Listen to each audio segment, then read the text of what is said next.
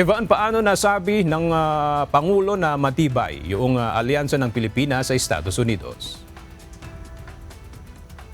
Ayon kay President Marcos, sa paparating na 75 taon simula nang mabuo ang alyansa sa pagitan ng Pilipinas at Estados Unidos, hindi napuputol o nagpapatuloy ang ugnayan ng dalawang bansa pagdating sa iba't ibang sektor.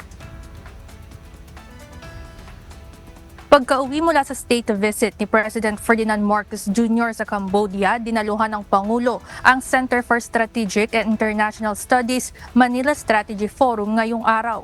Dito nagtipon-tipon ng mga eksperto mula sa Pilipinas at United States upang pag-usapan ng mga issue na kinakaharap ng mga ito maging ng buong mundo.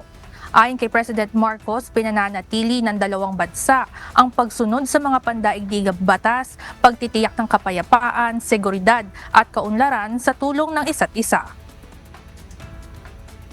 I can say with confidence that the Philippines-United States relations remain a beacon of stability.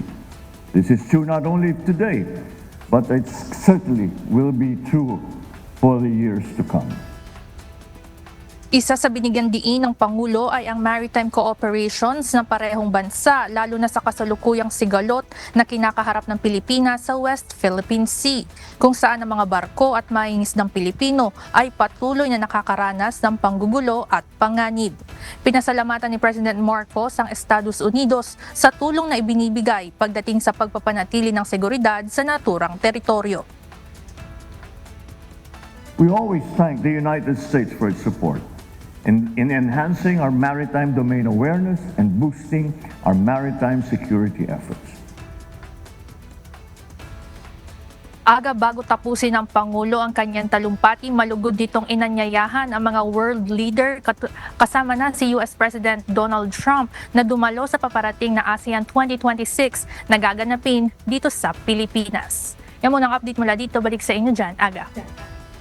Maraming salamat, Ivan Alvarez.